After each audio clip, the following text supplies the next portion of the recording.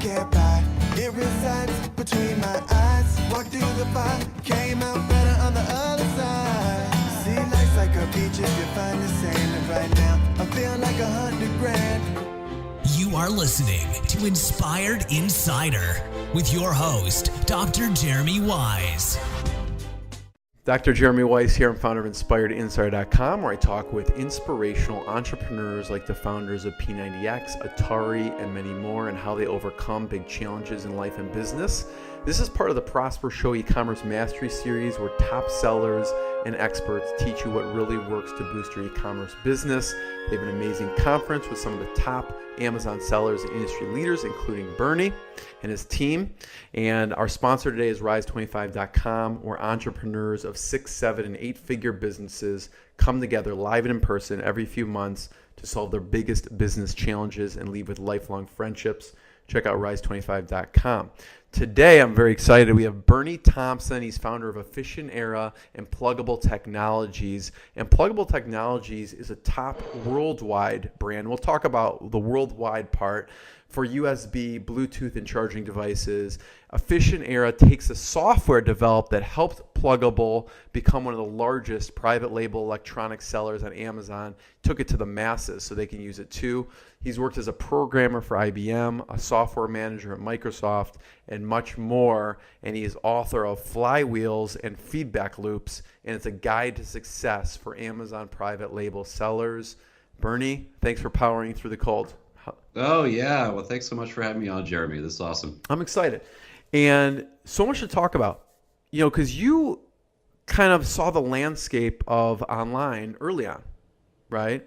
So go back to that point, IBM early on. So what was it like at IBM, and what was the landscape like of technology?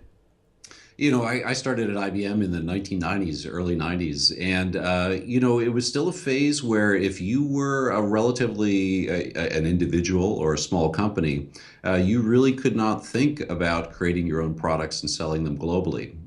Really tough to do, required a lot of resources. So it's pretty cool. I mean, the point where we're at what right was now, on the a web, lot has changed. Like at that point? Well, actually, it's interesting. I was involved with Linux also in the very early days, and actually ran a web server when I was at college at Penn State in 1992, running a very early version of Linux, pre 1.0, and wrote an article for Linux Journal about the World Wide Web. What did it's you so say? funny. That should be in of this book.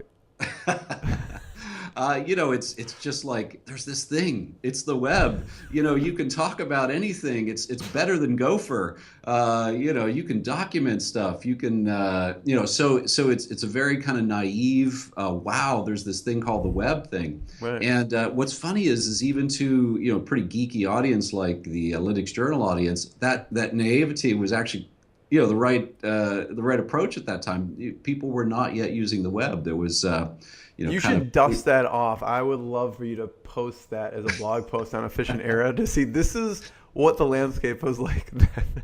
Yeah. No, actually, I can send out a link in the resources here if you want to go back and read an article about the web from 1990. So when you were surfing, what was on the web? Like what websites did you come across? Well, I had put up my own web server actually about Penn State and Linux at the time, which is where I was going. It was a lot of technical resources. It really was a bunch of geeks up there. You had the beginnings of the Usenet groups, which now have long since died off, but that was a very vibrant discussion community. Yeah.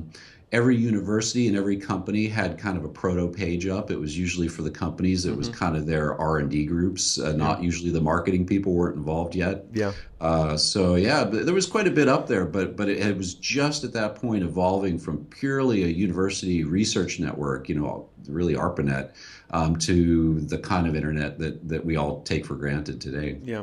And we'll talk about it because you have a global perspective. Maybe it comes from, with IBM and Microsoft, and maybe just your experience with Plugable. So we'll talk about, the strategy to sell globally. But if people listen to the end, they will hear why and how Bernie climbed Mount St. Helens in a floral dress. But we'll talk about it at the very end. I have a note to talk about that. So strategy to sell globally. Yeah. So what did you do at Plugable, and what should people be doing now for their own brand? Well, so the first thing to note is that Plugable was always an electronics company first and an Amazon seller second. I think there's a very vibrant community of sellers out there who, they work for the man, and they want their financial freedom, and they want to do something on their own, and it's awesome for that. It's been a good few years for that, and I think there's a lot of opportunity for that that remains. But it's also an awesome place for somebody who really, is interested and has some amount of expertise in a certain set of products, has some ability to go get those manufactured, to reach a worldwide audience. And that's what we've done with Plugable, which is an electronics company.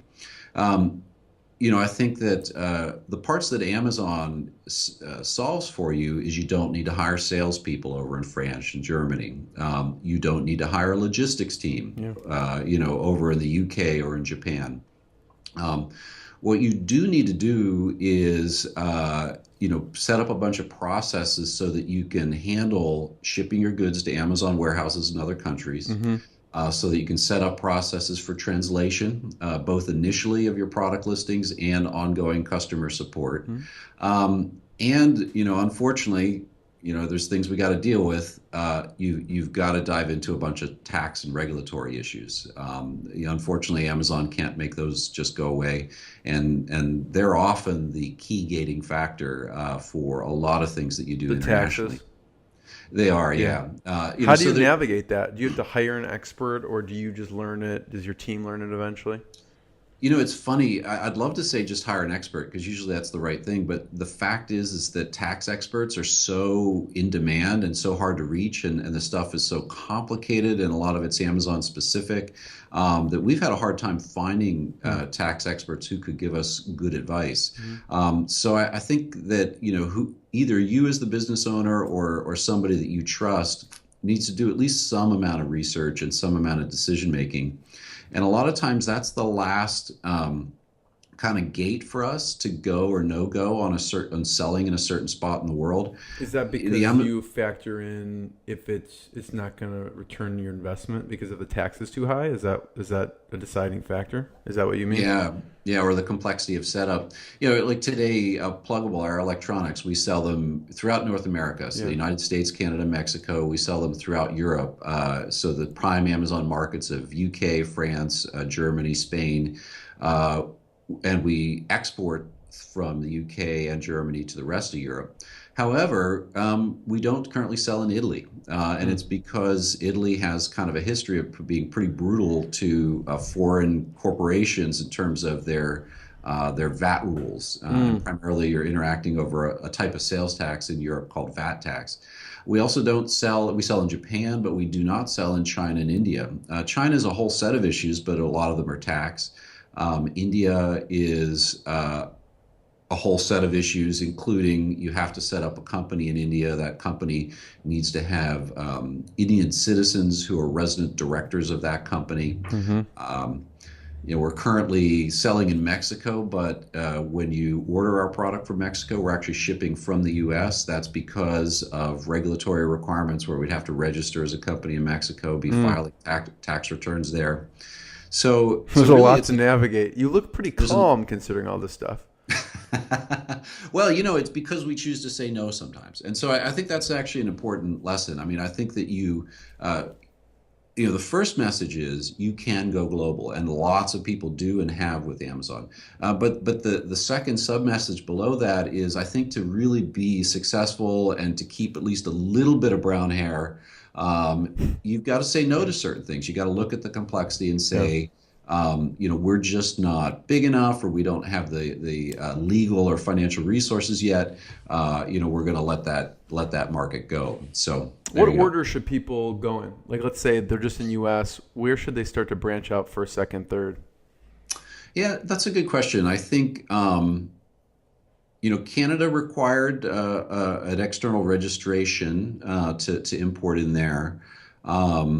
it has been that, and in order to go to Europe, you got to get VAT registered in at least one country, typically the country you're importing into, which to date has been the UK. And interestingly, also the thing about tax and regulatory is it shifts all the time.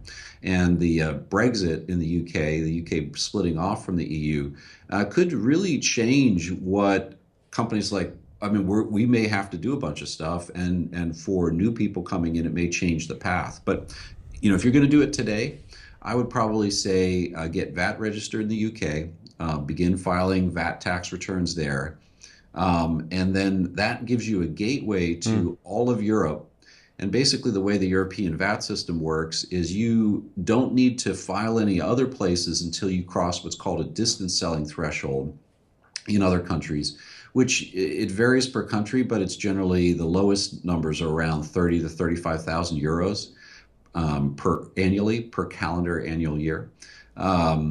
So when you're getting started, it'd be great to hit that number, right? So you can just kind of get in through one country, sell throughout Europe, and then it allows you to kind of take on the tax complexity slowly as your sales actually hit some significant numbers. Now, for electronics, so I mean, Canada, UK, would it vary for other categories, or would you see any differences? What would you recommend? Maybe, I don't know, if you take a couple examples, where would that change? Where you wouldn't recommend Canada and UK? Yeah, I don't know. I mean, I think Is that pretty standard? The other reason why Canada and UK are good is of course, you're not stepping over language barriers quite yet. Although if you're using UK as a gateway to the rest of Europe, you are. I think there are certain categories where it's just trickier. Anything in health and beauty or food, you're really, tax is not your biggest regulatory issue. It's the health and safety regulatory. And it's pretty tough. I mean, basically if you're in certain health and beauty categories, you've got to be looking at sourcing differently as you begin selling differently, in each geography. With electronics, it's not quite that way. You can pretty much source globally, through one supply chain and then sell globally. So what's been the biggest challenge besides the tax component? What's been the biggest challenge of going global? I think it's that, you really need to have your logistics down. Amazon's this great mechanism, for small companies to sell globally, but you never know quite what you're going to get in terms of results. Right. If I look across our product line right now and look at what are the top sellers in the US, what are the top sellers in Japan, what are the top sellers in Germany, there's some common elements, but it's fairly random. Which products are going to be the ones that kind of get the flywheel Really, spinning. it is random.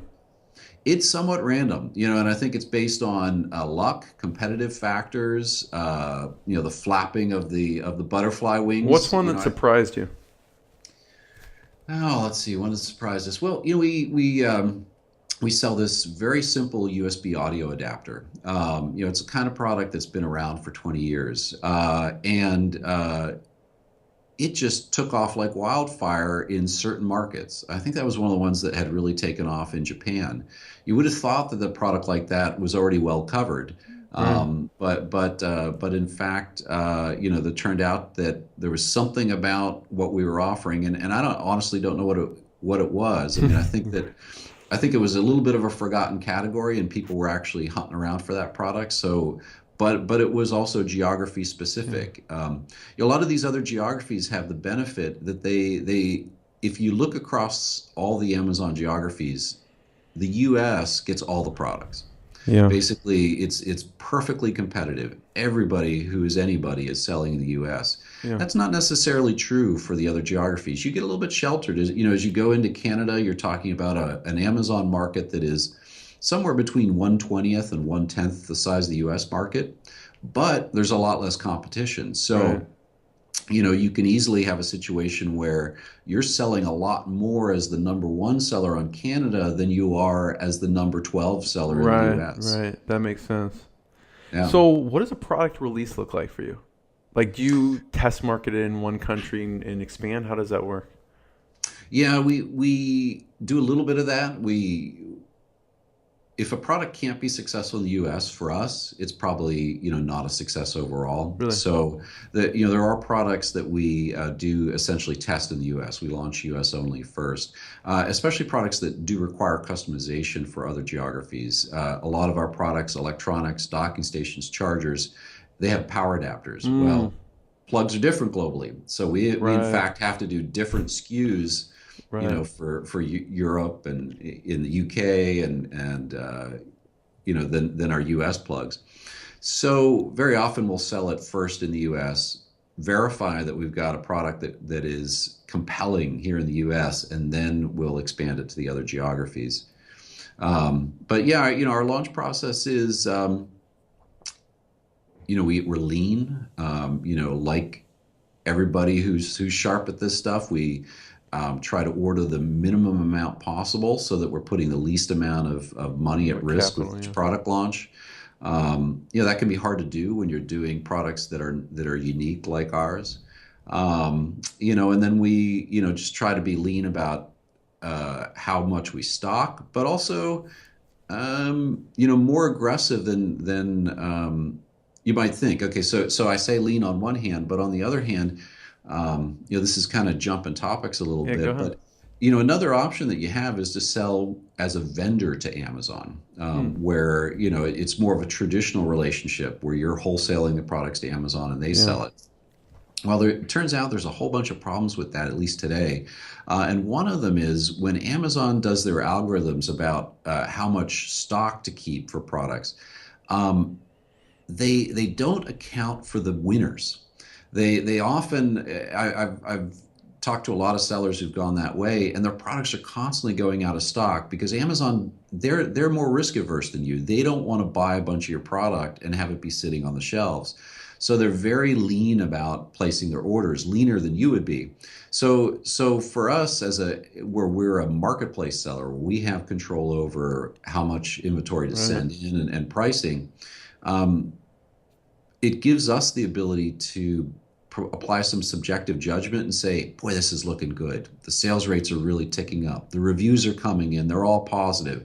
And, and that we really make some kind of aggressive, risky moves and keep that product in stock and keep that momentum. Yeah. The name of the book that we just had come out this month is FlyWheels and Feedback Loops, Guide to Success for Amazon Sellers. And that flywheel concept is such an important concept. Even Amazon people internally, talk about the Amazon flywheel. Yeah. And a really critical element to that is that when you've got a success, you've got to stay in stock. Right. That is huge. How often do you release new products? We try to release between 2 and 4 new products a month, actually. That's a lot. It is a lot when each product is unique. They're all under the Plugable brand. There's a lot of work that goes into each one. But that's our metric. That's what we try to shoot for. How do you decide what the next product will be? And what's your brainstorming process?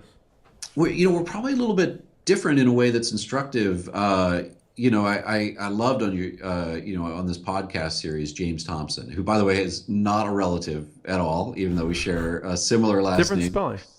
Different spelling. That's correct. Yeah. So there's no, he's a long lost cousin, but right, exactly. He lost a piece. E-commerce. But he kind of was focusing on. More of the scenario of being nimble about your product line. He in his podcast, and he's absolutely right. He was talking about you can't fall in love with your products. You've got to be willing to kind of shift your product line with the kind of shifting market forces. Yeah. So interestingly, in contrast, we don't have that philosophy. We're pluggable. We connect this with that. So we have a very flexible brand. But, I used to be a developer of device drivers for USB and Bluetooth, some of these core technologies that are how we connect everything to everything nowadays. So our goal is a little bit different. We actually want to have a complete product line. Our goal is to say that, I just got a new laptop that has a USB-C connector. How do I connect an Ethernet cable into that thing? Oh, I'll go look at Plugable because they probably have it. So It's like a for one-stop us, shop type of thing. exactly. And that's very powerful if you can do that, even for a like kind of a more narrow, more niche space, Mm-hmm. because you get a lot of kind of cross-selling. Your brand carries more than like a one product thing. The brand carries you across products. So when we're doing, deciding on what products to do, we're looking at filling out gaps in our product line, and we're looking at where's the technology landscape changing and new needs popping up, and we're trying to get there and fill those needs earlier. For example, we have a dock today, again a USB-C dock that's called the Plugable Triple Display Docking Station. So we first did it as a Kickstarter to get it off the ground. That's cool. Yeah. And now today it's one of the top selling USB-C docks in the market, within the top 5 globally. So we were very early on that product. Why did you decide to go Kickstarter? I remember. Did you create something that was like an early version of Kickstarter? I did create something that was like Kickstarter-like. CoSource? Exactly. Yeah. Yeah, cosource.com. Yeah, we can talk about that too, because it was very similar in some ways to Kickstarter.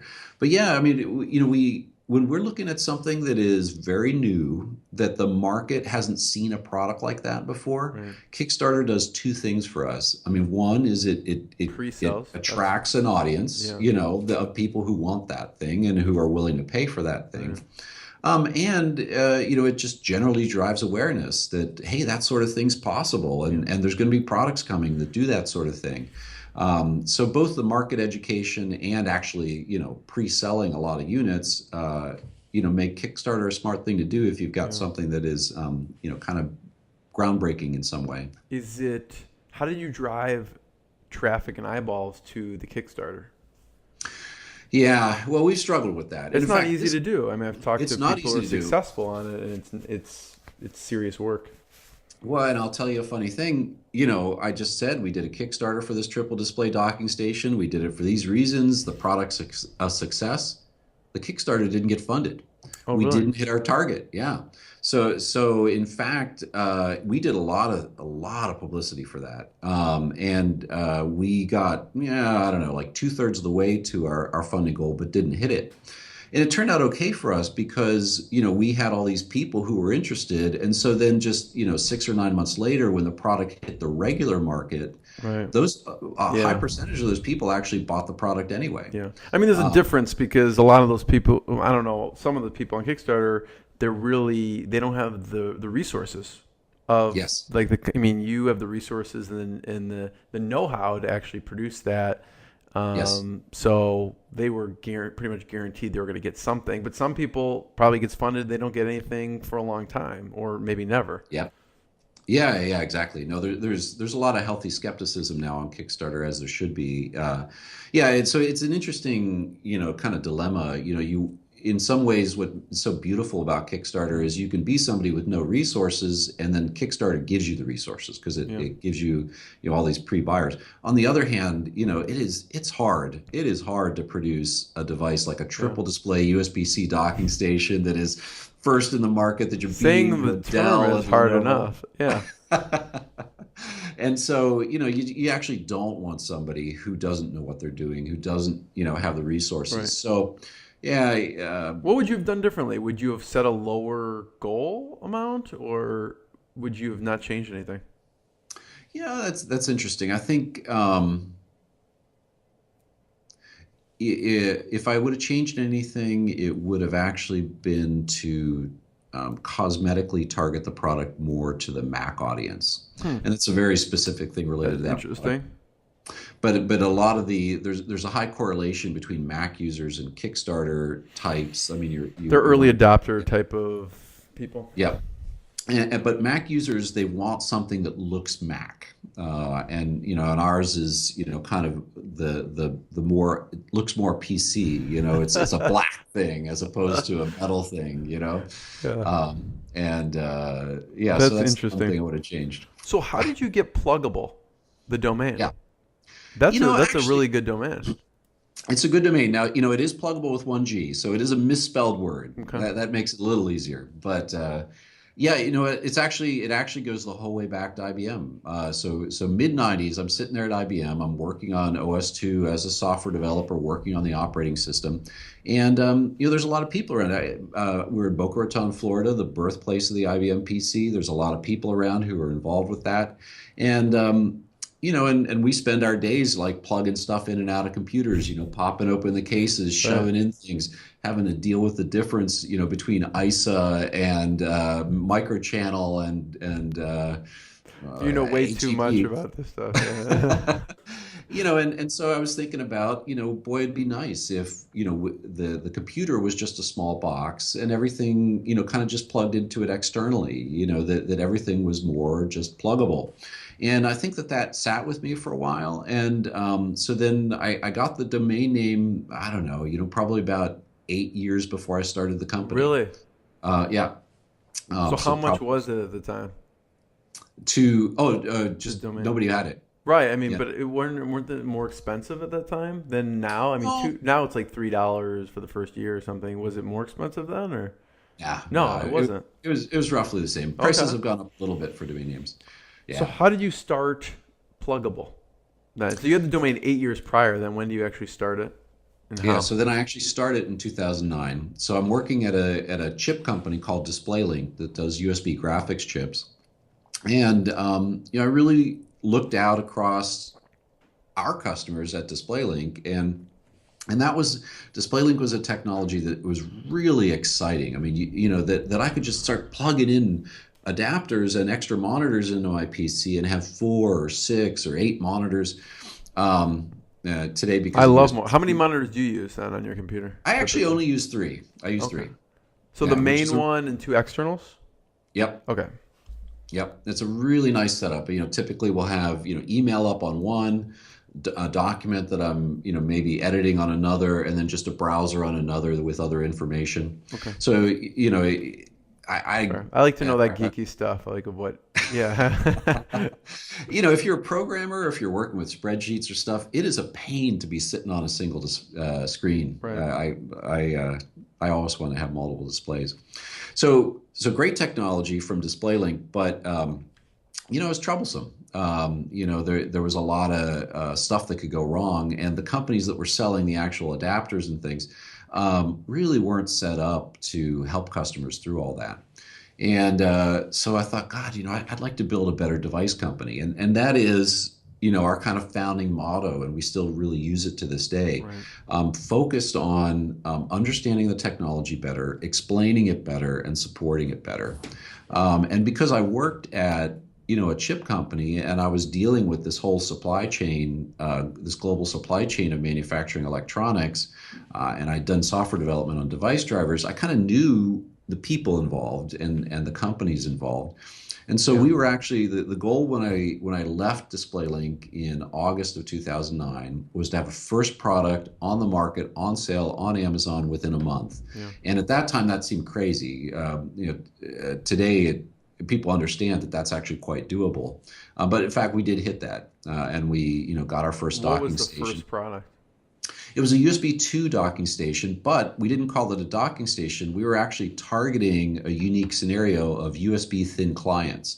So I was actually taking kind of an off-the-shelf piece of hardware and tailoring it for a different purpose of being able to have a single PC and connect in a bunch of these USB docking stations and have each one be an individual terminal, kind of for the school market. And if you go back to 2009 and look at our YouTube videos, I spoke at conferences about this, and it was really kind of exciting stuff. Interestingly, we left that market probably about 3 or 4 years ago. It just didn't work out as a market, the USB thin client market. So those kind of dilemmas of, do I go deep and really kind of work hard on something and bet on something, or do I go wide and spread my bets? I'm definitely an advocate of minimal viable products, and think of yourself as You're like a programmer in software. Yeah, that's the methodology of probably a lot of software engineers, right? Yep. Yeah, that's right. So your first order. Yep. What do you do for your first order? So for the first order, Nobody's asked me this. We took a piece of hardware because we were ordering such small quantity. We couldn't even have it be customized in terms of silk screening and packaging. So for the first order, and I don't remember even who it went to, and there weren't that many orders those first 2 or 3 Like you months. don't obviously at the time they don't have like FBA. You're like shipping them all yourself, or No, I started right at the time where FBA was oh, okay. was available. Yeah, yeah. So I think I might have shipped the first order myself, but real quickly after that, I was stocking FBA. FBA was new at that time. But yeah, I mean, basically, I had a bunch of stickers, and I just put a sticker on the product and a UPC sticker on the box, and otherwise it was this generic product. Oh, and put documentation in that was, taking this product that was originally designed for one purpose, and the documentation was all about how to use it for this other purpose. How Yeah. soon after do you release another product then? So the first 3 or 4 months, that first product was selling, but selling pretty poorly. And I actually had this conversation with a friend of mine who I trust quite a bit, and said, gosh, should I stick with this and just try to make this work with these USB thin clients, or should I, spread my bets more? Yeah. And everybody Which a lot of advised me. people are asking themselves right now, probably. The same question. Yeah, yeah, Yeah. it's a really important question. And everybody I asked gave the same answer, which What was it? was, you are one person. You got to focus. If you Mm, don't focus, you'll get nothing done. mm. And in a lot of things in life, that actually is pretty good advice. Although I do think a little bit of spreading your bets is good, even when you're trying to, Go in other deep, things. yeah. But it definitely in this case, I decided, okay, well, the evidence so far is kind of weak on this USB thin client stuff, and Pluggable as a brand and as a vision is bigger than this. I need to go wide now, and Mm. so I think it was about 4 or 5 months later that I launched the second product, and then by the end of that year, probably had 8 or 9 products, and today we have about 120 products. Was it a tough leap for you going from display link to then actually manufacturing and producing your own product and brand? What was Um, your thought you know, process at the time of, leaving display link? The thing that I still do not know how to do to this day is sell. I'm not a sales guy, so that's what scared me. And so this thing where Amazon would sell for me was like, okay, take my greatest weakness and take it away from me. Yes. Um, a lot of other things about running businesses I had done. I mean, we talked about the tax stuff earlier. Actually, accounting is really important. You know, so how to set up a corporation. Mm. How to not get in trouble. And get behind in your early Yeah. tax filings. I mean, you You know, you, founded and sold CoSource, right? yes, Yeah. yep. Yeah, that other almost Kickstarter like business. Yeah, so that was 10 years prior. That was 1999 and 2000, where we had a market for open source software where people could identify that, gosh, I'd really like this device driver to exist for this thing on Linux, or I really wish this bug would get You were fixed in really early. Firefox. Yeah. Yeah, and they could say, if somebody would fix that bug in Firefox, I'd pay $5. And another guy comes along and says, I'd pay $50. And then, maybe IBM comes along and says, oh, we'll contribute 500. And then on the other side, you get bids from developers to say, oh, I'll fix that bug for 2,000.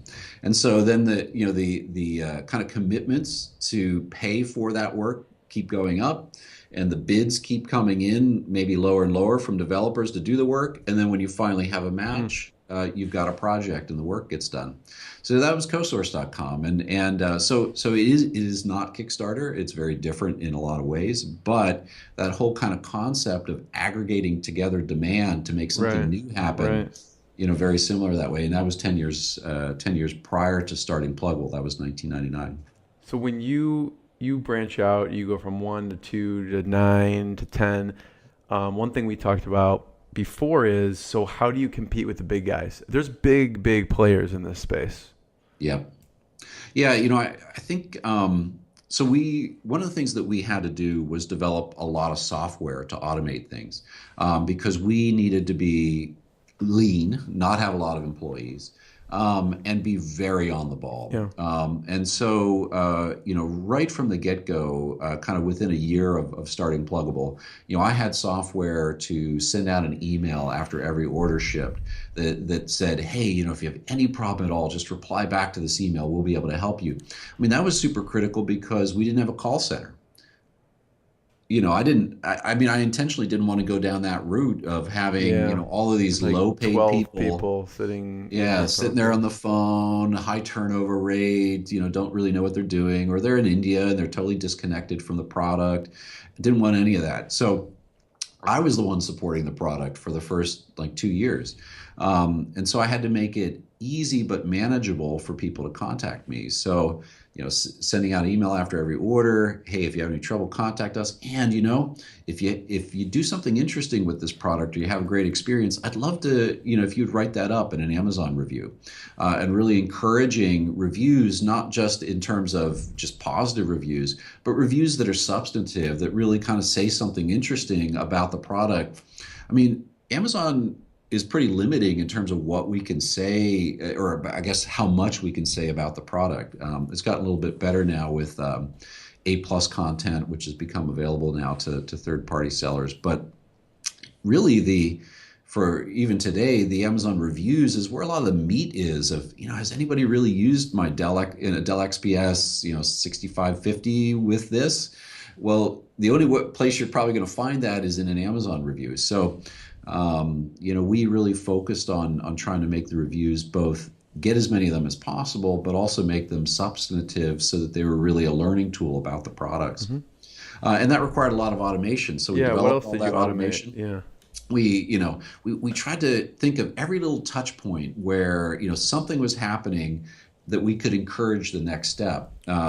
And we thought about it in terms of two kind of ways. There was positive things that were happening, that like there was evidence that the customer was having a good experience, and we wanted those customers to write reviews. And then there was evidence of bad things happening, and we wanted those customers to get in touch with us so we could help. That's part of the book, actually, that stuck out. I mean, there were a couple sections that I flagged for myself with the FlyWheels and Feedback Loops, and one of them was handling negative reviews. Yes. So I want you to keep going on that, but could you pause for a moment and talk about that, handling the negative reviews, since you just mentioned it? Yeah, absolutely. It's super important. It's kind of crazy because, Amazon, out of a sense of protectiveness, doesn't tell you when there's a negative review on your product. I mean, they don't tell you about any reviews. And they don't make it easy for you to reach out and contact that customer, even though, at least for Plugable, a really high percentage of our negative reviews are really calls for help. They're really because they don't understand how to use it. Right. Yeah, absolutely. It's not just an opinion about the product. They actually had a problem that we could help solve. And right. So one of the first things we did was write a bunch of software so that we would get an email as soon as a review went up on the product, and we would connect that back to the customer order that review came from, so that we could reach out and contact that customer. And so we did that initially kind of for ourselves and as a competitive advantage for ourselves, and a lot of other software. And eventually it became so much to maintain that I actually have a kind of a whole separate team here that does all that software development, that we really faced a choice of, okay, well, we won't be able to continue investing in this unless we can spread the cost among more sellers than just us. Right. And why, have such a amazing set of software when only one seller is benefiting from it? It was kind of clear what we needed to try to do, which was offer the same software, the same advantage to other sellers, and sell it so that we could, amortize our cost of software development across more sellers. And so we spun off a separate business called Efficient Era, and this book kind of talks through what we do with the Efficient Era software. But basically, everything that we did to make Plugable successful, we're now offering to others at efficientera.com. What are some of the best practices? How do you handle negative reviews and turn them around? I think the big thing is that if it is a customer review that is basically a customer service request, that you treat it as such.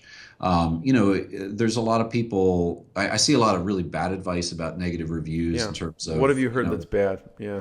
Well, the kind of begging or when you're not offering anything back in terms of speaking to what they wrote the negative review about. Like someone wrote it and maybe they offer them a discount, but that's not what they're asking. They're having problems using it or something like that. Yeah, exactly. Those strategies, generally will not work. I mean, people are aware of most people are aware of how the Amazon review system works. They're not going to be swayed by anything other than, oh my God, the company reached out to me and the problem I was complaining about, they actually solved it. I mean, most people, if they write a negative review about your product and you're actually able to solve the thing that triggered, their bad experience. Right.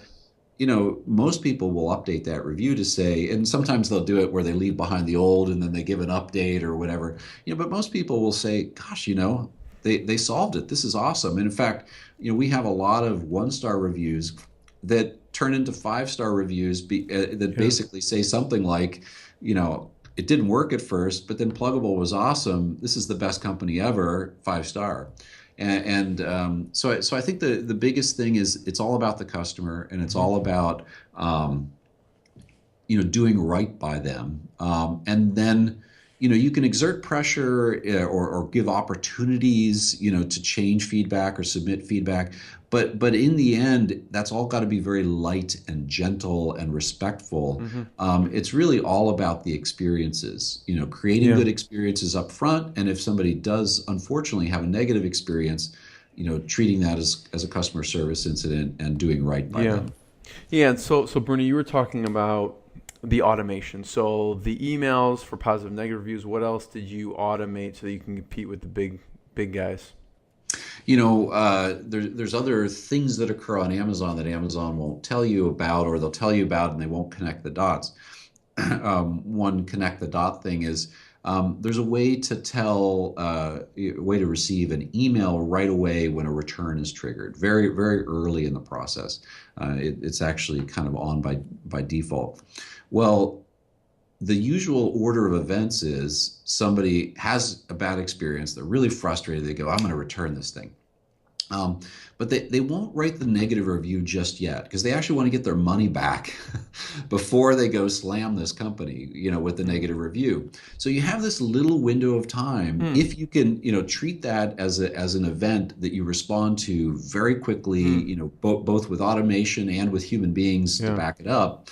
That reach out and say, so our software provides a way to reach out to every one of those returns and say, we're very sorry, that you returned the product, you had a bad experience. Can you say a little bit about what happened? We'd like to help.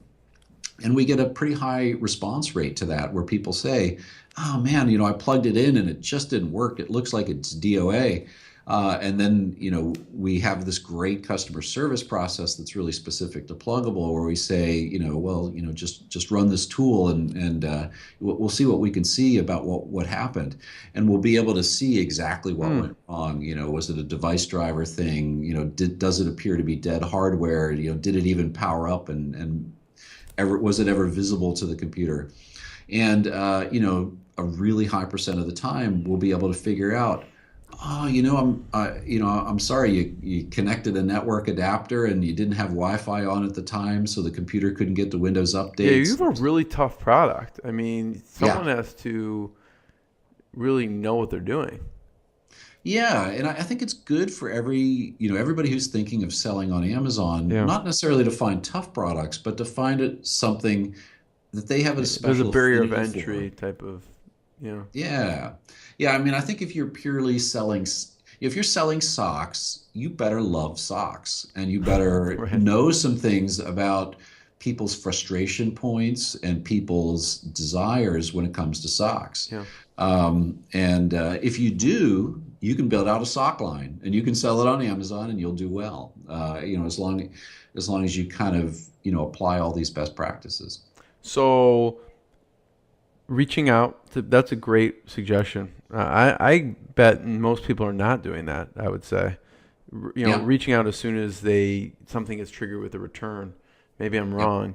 What else did you automate that has helped compete with the big guys? So we Well, one thing we've automated, we talked about tax and regulatory. In Europe, it's a customer expectation that if they're a business, they can get a VAT invoice for every order. And believe it or not, at least at this moment, Amazon doesn't do it. Amazon's working on some stuff there.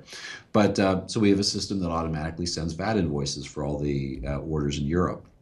Another thing is, and this is kind of in a different area, but we talked earlier about the key thing of staying in stock so you can keep the flywheel moving. Well, Amazon has a lot of great reports that will tell you kind of what's happening with your inventory and what's happening at your sales rate at this moment in time. But they don't provide a lot of tools that on a per product basis put that in perspective. Right. So we've got this really great sales charting where we basically are gathering all your reports every day and then charting them out with kind of historical sales and historical inventory levels. And then we're detecting lots of events that are occurring with those products: out of stock, a change in price up or price down, other kind of events with the product. So when I'm going and I'm making one of those tough, risky decisions of, I've only ever ordered 1,000 of this before, is it time to order 3,000? I can go back and look at that sales chart and really have good perspective on, is this a product that's trending up and are kind of the stars aligning where we've got a bunch of positive events lining up and sales are ticking up? I can't see that just by looking at the data at one snapshot in time, but I can totally see it if I see all the sales data and all the related events all in perspective. And I go to those charts every time I'm placing an order that's, kind of, well, really almost every time I place any order, but certainly the ones that are non-routine. Mm-hmm. There was another section that struck me, Bernie, which was the high conversion section. Yep. So everyone wants to have higher conversion. Yep. So what do you recommend for that? Yeah, I think, it is, as, in the other podcast, James said, it's really important to realize that Amazon is looking at metrics like conversion rate to decide whether to spin up your flywheel. If you've got a poor converting product, if Amazon is sending people your way and those people aren't buying, right, Amazon will use that as a signal to not send as many people your way anymore. I think it is. And there's a lot of bad advice out there. Interestingly, I think and this is a bit of a controversial opinion, I think, but I think that it's actually bad advice to use auto campaigns in advertising, where basically you're letting Amazon pick a lot of wild, crazy keywords, and then that algorithm will take the better performing ones and throw more impressions at it and it can be a good way of learning, what keywords are relevant for your product if you must do that. Like you wouldn't have known otherwise type of thing. Yeah, exactly. But if you would have known otherwise, I think you're better off starting with what you believe are the best keywords that are already high converting, and then just evolve from there. Try some new ones that are on the periphery. Get rid of some ones that have turned out to be poor converting. So rather than let an AI or let an algorithm start from nothing on your product, I think you're better off starting somewhere at your best judgment and then evolving from there. How do you decide? Because it is a competitive advantage, right? You have this internal software. You're giving it to other people. I mean, you could have another, USB company use your service. Were you ever? And I know Amazon sellers, from what I've learned, they can be private about what they're doing. So what was the decision to actually, release? Okay, like you can offset the cost, but then you have these competitors or someone else. Maybe that didn't enter your mind at all. I don't know. Oh, no, it totally did. I mean, it probably delayed us releasing the software for others for probably about 2 years, torturing over this decision, because this software is a huge competitive advantage for us. And we knew that we would get some electronic sellers. And in fact, right now we have, over 200 companies, using Efficient Era, about around 50 using it on a daily basis or regularly. And some of those are electronics companies or have chunks of their product line that overlap our business. And I worried about it both directions. I worried about us getting beat with our own tools, and I also worried that, because we sell on Amazon, that we would not be able to attract electronic sellers. But Right, I think, because they can look at it like as a privacy thing too. Well, they're going to yeah, have yep, my data. yep. And How do so, you get around that when you talk to them? yeah, so there's two things about it. I mean, one is that the universe of sellers is really big, and the set of categories is really big. So there are just, most sellers are not electronic sellers. In fact, 95% of sellers or 99% are not electronics. Even though electronics is a really big category, it's a pretty brutal category, and you tend to have mostly big sellers there. Yeah. So that's one thing, is that most of the market is non-competitive. But then, the other thing, so for the other sellers, is we've been very strict about our privacy policy and about how we treat the data. We basically are very careful to say that all of your data is yours and is protected, and we talk about how it's protected. And we do carve off one little chunk of data that we want to aggregate the learnings from it across all sellers, and that is actually keyword data. So in our user agreement, we carve off keyword data as one where we're actually going to use all of our keyword data, all of us, and apply those learnings for all of us. But everything else, we're very, very strict about it. Yeah, and I could I see think that being a tough decision. yeah, it was a tough decision for us. I mean, we it wanted to, I did for probably 2 years keep it as a competitive advantage just for Plugable. Yeah. But in the end, it was that things are getting more and more sophisticated on Amazon. Actually, this keyword stuff, we're just rolling out a lot of these keyword features. We have a new feature on efficientera.com that's rolling out this coming month, where we are pulling in all the Amazon advertising reports and showing you on a per SKU basis, in a way that Amazon doesn't show you, exactly how your advertising spend is leading to sales or not, and charting that over time. And so but a lot of this is a lot of software development work to do it. And we really got to the point where, to do everything we needed to do to be successful, we couldn't keep it to ourselves anymore. We needed to make this a standalone tool that had a life of its own, and that's what we've done. What's the most popular portion of Efficient Era? It's probably our review to buyer matching. What is that? Yeah, because I see there's buyer review matching, there's email automation, there's seller feedback, VAT invoice automation, sales charts, category ranking, keywords, and a lot more. So Yep. The buyer review matching is the most popular. The number one reason why people come to us is they've got one or a whole bunch of 1-star or negative reviews, and Amazon does not provide any way to know what order those came from or who that customer is. We actually pull all this data together and connect the dots and figure out which orders go with which reviews, and that is what enables you. Because if you don't do that, you have no way to contact that customer except with a comment in the review. But a comment in the review is not the right scenario to do customer service. It's out in public. The reviewer actually, most of the time, will not even receive a notification that you posted up there.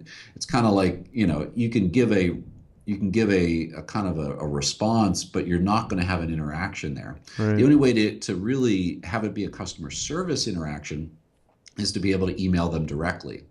If you know what order the thing came from, then Amazon does provide a way for you to contact the customer directly.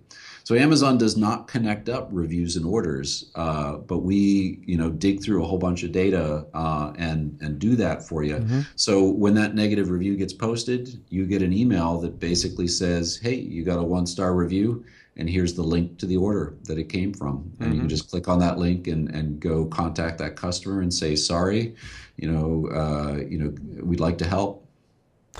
Bernie, I want to talk about another section of the book, but I want to ask, we talk a lot about Amazon. What advice do you give people when they're asking you, what should I do about multi-channel or other channels? What do you tell them?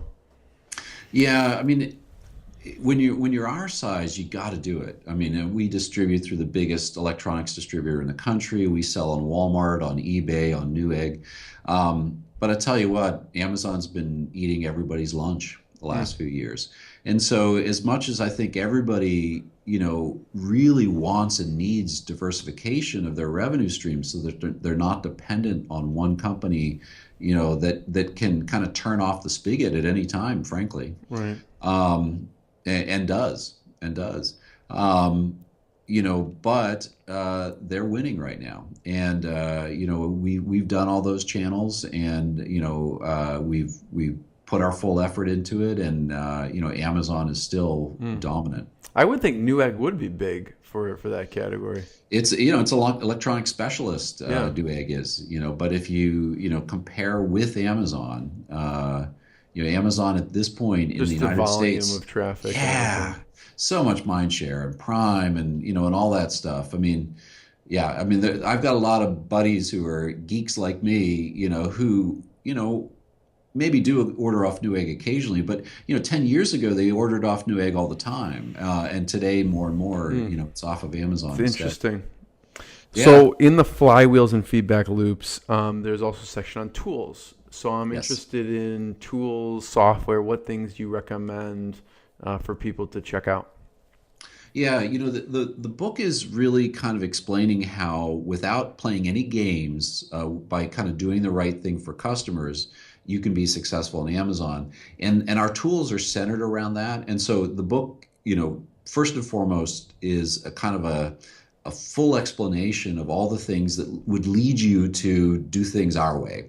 It doesn't actually spend a lot of time talking about our tools, but it's the kind of philosophy that leads you to create the kind of tools that we have. Right. So I have to say efficientera.com. That's Right. the most important thing, and we have this kind of broad set of tools. In terms of other tools, it's actually interesting. I mean, I think because of who we are, we don't use a ton of other tools. Have loved the Auto MCF tool. We talked about the other channels there, and the ability to serve Newegg and eBay. Well, one of the things that we try to do right from the get-go is keep our supply chain simple and also not have to have a warehouse ourselves. Right. Well, the only way really to achieve that would be as if we could fulfill our eBay and Newegg and other orders out of Amazon FBA. Right. There's been for a long time this great tool, which is part of another suite called Auto MCF. It's functionality that we currently don't do at Efficient Era. And, we use that all the time to, fulfill our other non-Amazon orders.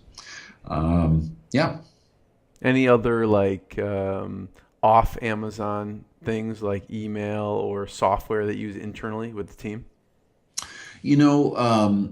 We send all the emails directly. I think a big thing, if you're going to be a business like us, that's kind of obvious, but some people don't do it, is have a ticketing system. We use a ticketing system called Zendesk. Mm-hmm. It's one of the bigger ones. It's pretty good. There's a lot of ticketing systems out there. But it's so important in today's world, especially on Amazon, where reviews are so important, that you treat every customer interaction as critical, that you don't drop them, that you have an ability to have a relatively small team that is able to have kind of waves of customer support requests come in, and that even though you might not be able to take care of all of them in that 1 hour, you can take care of all of them in that 1 day or so.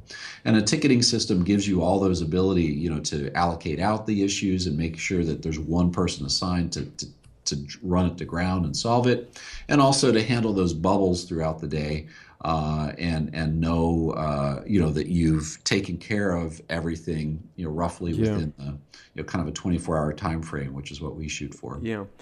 So Bernie, I'm going to have you talk about whatever advice or story you think is most impactful. But before I have you do that, I want people that should check out efficientera.com, and they can check out plugable.com with 1G. And I want you to tell that you climbed Mount St. Helen in a floral dress. So I left myself hanging because I don't even know the story. And then we'll talk about your closing advice. But So I live here in the beautiful Pacific Northwest. I mean, this is an awesome area, great mountains here. And so, one of the things I love to do, and a lot of people here love to do, is hike. So if I'm not here in the office on the weekend or with family, chances are I'm up on a mountain somewhere. So there's this great tradition around here that on Mother's Day every year, which is kind of right at the end of the season where it's easy to get permits to climb Mount St. Helens. We get big groups of people to climb Mount St. Helens on Mother's Day. Well, what we do is we all get into dresses in celebration of our moms. And so, last year I got this beautiful Hawaiian floral dress. It was awesome. That's going to be your profile pic of this interview. Is it? No, I'm just kidding. Well, we got it if you want. Yeah, it was fun climbing Mount St. Helens in a dress. Although we had probably 40 or 60 mile an hour winds coming down off the mountain in the morning, and the dress was kind of a sail. I mean, I was climbing along these ridge lines. You can empathize now. Yeah, I almost got swept off the mountain with my sail of the dress. So, what's your final advice? What lessons do you want to talk about that would be important for e-commerce sellers? Yeah, I think the important thing is it's easier today to start a company and create something unique, create something valuable. And unique doesn't mean it has to be completely unique. It means that you're just doing a few things better. And to take that product and reach markets with it and be able to build a viable business with it. Whether you are somebody who is just trying to do it just for yourself, you just want financial freedom, you just want time freedom, great. Or if you're somebody who has this bigger vision of building a product company that has a brand and a whole line of products and takes on the big guys. All of that is much easier today than it ever was in the past, and certainly easier than it was 10 or 20 years ago. And a lot of that has to do with, these marketplaces, Amazon being in the lead, that let you outsource your sales, your marketing, your logistics, and reach a global audience. So my advice, if you're sitting there at a desk job and you're unhappy, but you have things in life where you've seen people be frustrated or you've seen people have unmet needs and you know how to solve them with a product, this is the time to go do it. Because you and it's not just on the delivery side of the Amazon side, it's also on the supply side of you've got a global supply chain that is willing to work with relatively small companies and produce products for them. And you've got the digital manufacturing revolution that's coming at us very fast, where you can, design these products digitally and have them manufactured even as one-offs. Company I love to mention, a U.S. company here called Proto Labs. If you're, designing a product that is, mechanically relatively simple, it's just a few parts, but they can be very complex parts. Proto Labs can, have them be made for you in ones or in 1,000 unit quantities. That's cool. Out of plastic or metal or a whole bunch of other materials. So we're really entering a new world where, small guys, the small companies, anyone can go start a product company and do things that only the big guys were able to do before. What other shows do you like to go to? So Prosper Show, where else? Yeah, Prosper Show. I actually, I like the oldie show of SCO, the Sellers Conference for Online Entrepreneurs, they're doing a renaming this year. That's another good one. In my world, electronics, I've got to go to Asia a lot for shows, to Hong Kong, and then here in the U.S., the Consumer Electronics Show, National Association of Broadcasters Show. Some industry ones and specific e-commerce ones too. Yeah, exactly. Yeah. Bernie, thank you. I really appreciate your time. Everyone should check out efficientera.com and plugable.com. I look forward to seeing you at Prosper Show. Yeah, I look forward to seeing you. Thanks so much, Jerry. Thanks, Bernie. Yep, bye. All right, so let's see I always like to see what the book looks like. I've seen it, so hold it up for a second. Okay, so here's the book, FlyWheels and Feedback Loops, a guide for success for Amazon sellers. And so it's it's about 130 pages, but we tried to make it fun. It's not as it's not one of those dry books. At least I hope not. And so you have some equipment around some of your products? Yeah, actually. So I'm using a pluggable mic right here, which is our USB Vox. It's a great kind of studio microphone. And then so that we don't have any echo effect, I'm actually getting my audio. I'm hearing you in a set of Bluetooth headset here. So this is our BT-HS Flex. Oh, so that Bluetooth is around there. I see. Yeah. Yeah. So it's one of these collared headsets. It's really I love these things. What's your favorite product that you have at Plugable? Well, our top seller are the docking stations, and I love those because you can get multiple monitors, off any PC. In addition to, now with USB-C, you can charge your laptop. It's basically a single cable to your laptop, and you get all the connectivity you want. But actually, out of the consumer products, it's actually this one that I'm wearing. I mean, this Bluetooth headset, we've been able to do two things that are really unique. I mean, first of all, the collared headset, there's not a ton of them out there. This one's a great one. The other thing is we were able to leap ahead a generation in the chip that's inside here. There's a chip inside here from Cambridge Silicon Radio, CSR. That's the latest generation. It has several great new features, including equalization. And the price that we were able to get these produced at was awesome. We did a very kind of big batch buy right from the start. This is a product that's unique to us. For a first buy, do you normally, okay, we were 1,000 or 10,000, is there a set amount that you typically buy for a first run? We try to make it as small as possible. I mean, if we can, we get them down to 500, but a lot of times it's 1,000. This one was unusual because Bluetooth is basically regulated by the Bluetooth SIG, the Bluetooth standards body. And so to legally and kind of comply with their trademark licensing, we have to spend about $4,000 just to get their Bluetooth license for a product like this. And just for one product. Just for one product, it's very expensive. There's a lot of non-logoed kind of illegal products on the market, and the Bluetooth SIG is beginning to take action against some of them.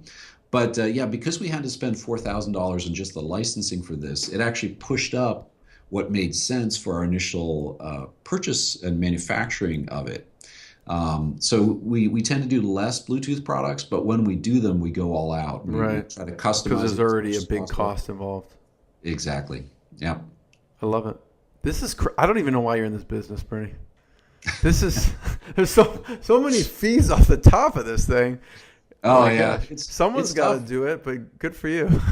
Electronics is brutal, but we're doing well, and we've got great products. Sounds brutal, but thank you. I appreciate it. Look forward to seeing you. Okay, thanks, Jeremy. What I got, you can't buy. It resides between my eyes. Walked through the fire, came out better on the other side. See, life's like a beach if you find